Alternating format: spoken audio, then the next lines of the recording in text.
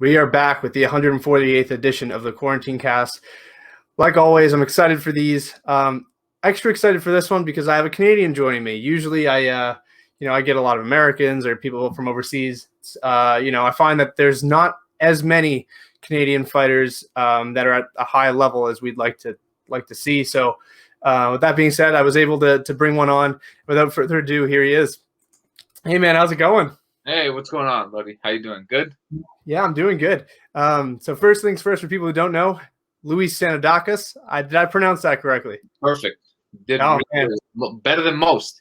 All right, great. How's the proper way to pronounce it? Sanoudakis. Yeah, you got it right, man. You nailed it. You nailed Man, it. sick, Yeah. sick. I love it. All right, there's the hardest part of the interview is out of the way. There you go. That was it. No more stress. No more pressure. So first things first, man. We're both up in Canada. So I'm over in the Far East in Halifax. Things here are a bit weird with the pandemic. You know, we're closed one minute, everything's open the next. What's it like there where you are? Same type of deal, man. We're going through right now. Gyms just reopened. I don't know how long that's gonna last because I don't know. We're in orange zone maybe in Montreal. I'm not even sure what all these color coded zones mean anymore. But we have a curfew right now, 9:30. It used to be 8 p.m., so you got to be in your house by 8 p.m. Now it's 9:30, but I think they're gonna probably drop the hammer on us soon and give us another 8 p.m. curfew because they started doing it in other little towns or other cities like Quebec City, Lévis, Quebec, Sherbrooke. I think it's kind of nuts. I don't know. Yeah, the whole thing's been crazy. I mean, we're locked in. Nova Scotia's like bubbled, so we can't really go to other provinces unless we quarantine and whatnot. How's it been for training? Because I mean, I'm sure you've been doing a lot of home training, a lot of things like that. But what's it been like for you?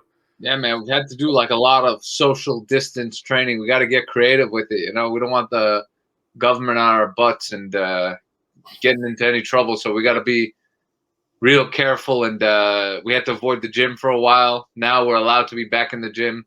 Hopefully it lasts. We'll see what happens. I don't know, but yeah, it's been tough, man. It's been tough for fighters and people who train alike, I guess, just because I don't know. You got to train with a mask on in the gym. It's super strange right now. Yeah, and it's not just for training too. I mean, you look at the competitive side of things. To begin with, there's not a whole lot of events in Canada for people who are watching from the US. But on top of that, we're not able to travel. So as someone who competes, I mean, you haven't been able to compete in almost a year and a half now. What's that been like? Yeah, it's tough, man. So everything like we've had some stuff lined up, but it all keeps falling through because of the pandemic. We're still talking to Brave, so maybe something comes of that in the summer or whatever happens. You know, I'm just trying to look for fights right now, and more important than anything else is activity. I want to get back in there, get back in the win column, and yeah, just get back to work, man. I'm kind of struggling with that aspect of things, you know, being a competitor and sitting on the sidelines and not doing much is tough. Yeah, I mean, last time we saw you was November of 2019. Correct. You fought a very dangerous Stephen Lohman, who's now competing in ONE FC, and that was for the Bantamweight belt there for Brave. Yeah. What's it like, you know, getting there, fighting for the belt, and then ultimately falling up short? Honestly, by the way, I love Brave. They're one of the best organizations to fight for. They treat the fighters with the utmost respect. They pay us well. They treat us super well. The organization's super well run. Everyone there is great. Gustavo's great. All the guys over there are great. But I think so. I think I overestimated what a 5-round fight would be like, and I took way too much time to get going in that fight. And I think that ultimately cost me. I think had I picked it up a bit sooner, maybe I would have had a different result. Maybe not. Maybe I would have went in there, got knocked out because he has a lot of finishes. So I was nervous about that. Not nervous about getting finished, but I wanted to test it first and feel his power and see what that was like. And ultimately, I think I took too much time. And 5 rounds gets away from you so quick. It's not. At the end of the day, it doesn't feel much different than 3 rounds. But I thought it would. You know, I really overestimated that. So I think next time I get in there, whether it's 5-round or 3-round, I'm gonna push a little sooner, put the foot on the gas a little sooner. Do you think that's something like that had to do with the training, or is it like getting acclimated to the climate? What do you think it was? Honestly, like I said, it had nothing to do with it. They flew me out early. I think I was there 9 days early. There was no jet lag. Everything was perfect. My training camp was perfect. I was in super good shape. I think I was more worried about like I never did a 5 round fight before that one, so I think I was worried that maybe I was gonna struggle to get to 5 rounds, and then I questioned myself, my cardio, and all these things. So I just took too much time to get going, and that was it. That I think that was the ultimate reason I lost that fight. And also, obviously, Stephen Loman's a great fighter. He was a champ for a reason.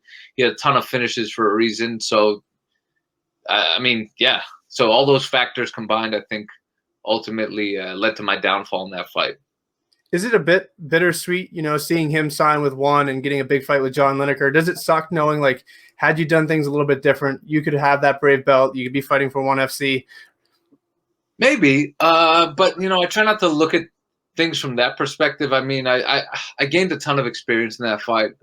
I learned a lot, and who knows, maybe who knows the reason he got signed to one? Maybe that I'm sure beating me obviously had something to do with it, but maybe there was other factors. Maybe they had their eye on him regardless. Who knows who knows? But I don't think about things like that. I don't go into it with any kind of regrets or if I did that, man, my life would be brutal. I think mentally it'd be really tough. Yeah, I mean, we talked a little bit about this before. I mean, you're looking at potentially getting back there sooner rather than later, being busy. What's your current status? Are you a free agent? Are you available to go to these other organizations? Yeah, right now I'm a free agent. But I'm open to signing with Brave again. Honestly, they're fantastic. Like, a lot of people are like, "Oh, when are you going to sign with the UFC?" Well, first of all, I'm definitely not getting signed to the UFC right now off a loss. They don't do that, right? I mean, I'll tweet it out just to get my name out there, make sure they remember who I am, because they know who I am. But I don't think you'll get signed off a loss. I mean, it's very rare. I think maybe it's happened a handful of times, but I think for the most part, you're not going to get signed off a loss, especially a loss like that where I didn't really push the pace. I didn't look great. That's the truth. So I totally understand the UFC not signing me. There's a bunch more guys who probably look a lot more exciting to them right now, but maybe with one more win. But it's not the most important thing. I think the most important thing for me is activity and getting paid what I feel I'm worth right now and where I'm at in my life. I think those two things matter most. But more importantly is activity, for sure. I'd love to fight 3 times before the end of this year. I don't think I've ever fought professionally 3 times in a year, and that would be fantastic. It's been super tough. You talked about the tweets, and that's ultimately what led me to reach out to you. I mean, I've been watching you for a little while, but you said, you know what, I'll fight Damon Jackson, who was scheduled to fight TJ Laramie. TJ Laramie was forced out. Was that like, you know what, I'm going to step in for a Canadian, or was that something that was like, you know what, doesn't matter who it was, I was going to throw my name out there? Yeah, honestly, it didn't matter who it was. I would have threw my name out there. Like I said, the chances of it working are like obviously slim to none. Coming off a loss, like I said, it was worth doing just to keep my name out there. But yeah, it wouldn't matter who it was. Honestly, I would have taken that fight, and if they gave it to me, man, I would be thrilled with the opportunity. Speaking of Canadians, I find that right now, especially, there doesn't seem to be a whole lot of Canadian fighters inside the UFC. What do you think that is? Do you think that's, not being able to get your name out there? As someone who fights in Canada, what do you think the main reason is for, maybe the UFC not signing as many Canadians as us Canadians would like? I think maybe right now has a lot to do with the pandemic. Maybe issuing visas out to Canadian fighters is a bit tougher right now. Plus, like, I don't know how many guys are willing to fight either, because once you fight, you got to come back. You got to quarantine in a hotel here, at least in Quebec, right? All over Canada, right? You got to quarantine in a hotel for 3 days. It could cost up to $2,000. Maybe it's not appealing for anyone. I'm not entirely sure why there's a lack of Canadian talent in the UFC right now. But you got my friend Eamon fighting there right now, so that's cool. You got TJ Laramie. Who else do they have? And there isn't a lot, right? There isn't a lot of Canadians. That's yeah, right. I think there's probably like maybe 15 to 20. Gavin Tucker from out that way. Yep. Tanner Bozer, Hakeem Dawoudou. Oh, yeah. I mean, if we sat here for 2 minutes, we could list them all, right? Like, it's not a whole lot. Yeah, it's not a lot. Do you think it's going to take someone like maybe a Rory McDonald or TJ Grant or George St. Pierre to really inspire them to sign Canadians? Do you think we just need one breakout superstar? Yeah, I think what the UFC is looking for, honestly, is guys who are gonna go in there and fight and get exciting finishes. More importantly than anything else, you know, it doesn't matter. Like, I don't think like I don't know. I don't know if it necessarily matters how talented you are or how skilled you are. I think what matters is you're willing to put yourself on the line. You know, I think that's mostly what they're looking for. But I don't know. I don't know what it would take. I think we got to wait till this pandemic shakes out, and then maybe the dust settles and they're willing to and more open to signing Canadian guys for sure. You mentioned a buddy of yours, Iman, who looked tremendous in his last fight.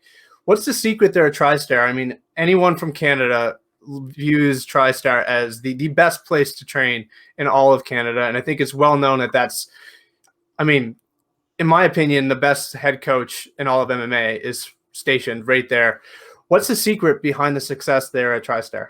I think the secret behind our success at Tristar is Faraz is open to changing it up often, like often enough that if he sees something someone else does and he likes it, he'll implement it in what we do, you know, and he'll allow other coaches to come in and give an outside perspective. And he's not so dismissive of other coaches' ideas. And I think that openness and willingness allows us to like kind of thrive, you know.